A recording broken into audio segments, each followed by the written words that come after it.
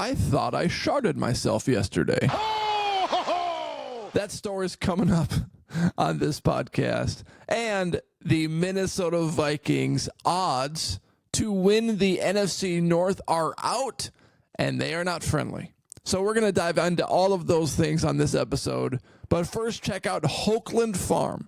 Contact Hokeland Farm and get the best rotationally grazed 100% grass-fed beef.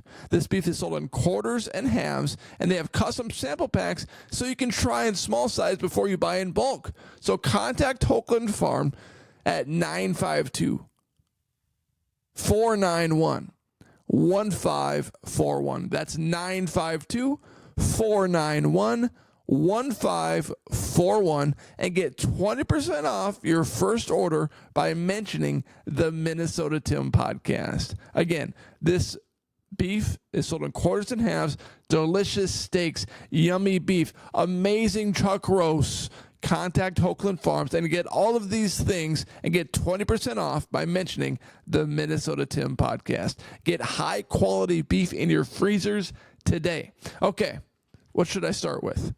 Should I talk about the story that I almost crapped myself, or should I discuss the Minnesota Vikings odds? The Minnesota Vikings odds.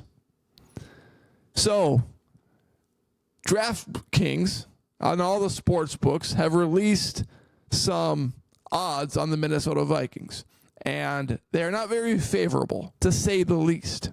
The 2024-25 season, the Lions have the favorites to win the NFC North at plus 150, which means if you bet $100 and you win, then you can win 150. That's on DraftKings. They're plus 135 on FanDuel. The Packers come in at second at plus 210 on DraftKings and plus 195 on FanDuel. The Chicago Bears are plus 265 on DraftKings and plus 330 on FanDuel. That's pretty good odds considering Caleb Williams and a rookie quarterback, but their defense is good. High quality weapons now with Keenan Allen and other guys that they've added at the wide receiver position like Rome Odunze. And then the Minnesota Vikings are coming up the rear at plus 1,000 on DraftKings and plus 950 on FanDuel. So if you're looking to get the biggest bang for your buck, go ahead to these draft sites or betting sites and go put some money on the Minnesota Vikings to win the NFC North. Now, just looking at the Minnesota Vikings schedule, and I talked about this a little bit on the last podcast that I did, but week one's at New York.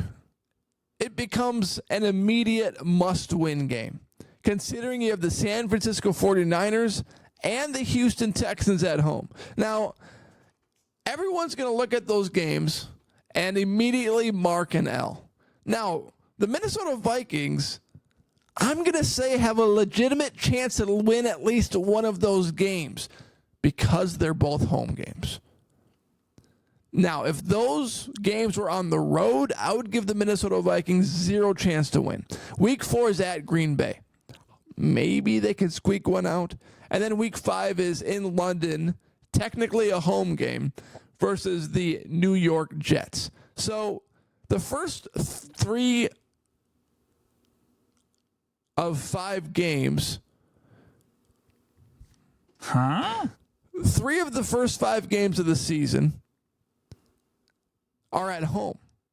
Although the schedule is really tough, I think entering the bye week in week 6, if you're a Minnesota Vikings fan, you are hoping, and if you're a Minnesota Vikings player, coach, whatever, you're hoping to be 3-2 entering that bye week. You want a winning record because then it hopefully gets easier after that. Week 7 at home versus Detroit, maybe they can pull that one out. At Los Angeles in week 8, home versus the Indianapolis Colts, against Jacksonville, against Tennessee, against Chicago, against Arizona, against Atlanta. All of those games versus Chicago at Seattle.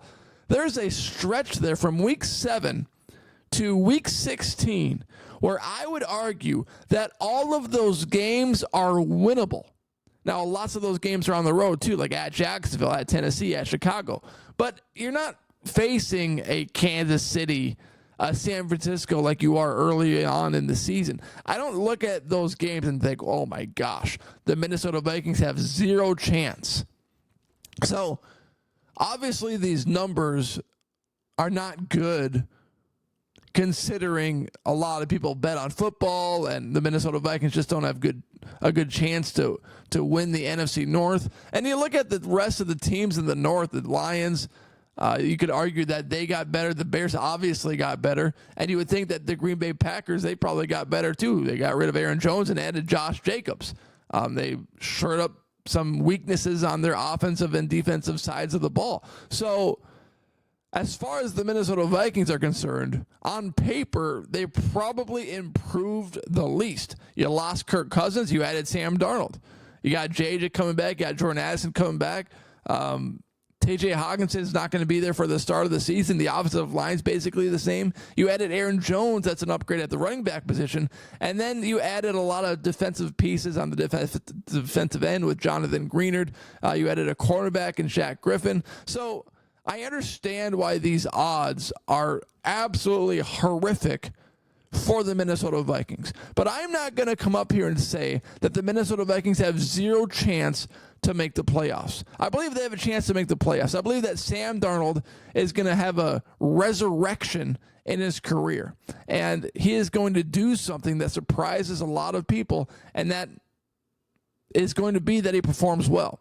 DraftKings also shared that the Minnesota Vikings are a minus 400 to not make the playoffs. So what that means is that you'd have to bet $400 just to win 100. These chances are not good for the Minnesota Vikings. And if you're setting the lines in a betting market, why would you make it a good idea to put a good bet on the Minnesota Vikings? Like, who in the right mind, if you're putting a bet out there, would make a big bet on Sam Darnold? The Vikings are underdogs, and they're going to embrace that mentality all season long. And Sam Darnold, he's not going to be looked at nationally as a guy that can come in and have a great season for the Minnesota Vikings because of what he's done throughout his career. So all of these things make sense. You should not be surprised by how the betting market is setting the standard for the Minnesota Vikings. It all makes sense. But I will say the Minnesota Vikings will have a better season than anybody expects them to. I believe that the Minnesota Vikings are going to shock the world this season and have a better season than expected. And I think Sam Darnold and will have a big part of that.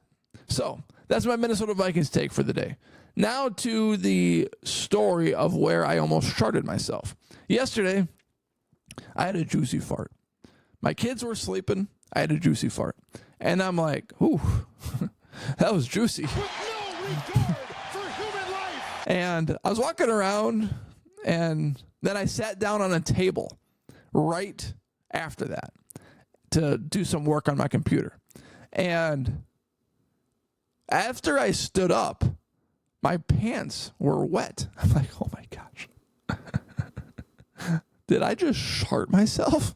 Like, why are my pants soaked? Why are my pants wet? Like, I literally thought that my juicy fart was a shart. And then I'm standing up. I'm still confused. I'm thinking, my goodness, do I pull down my pants to see what's going on down there?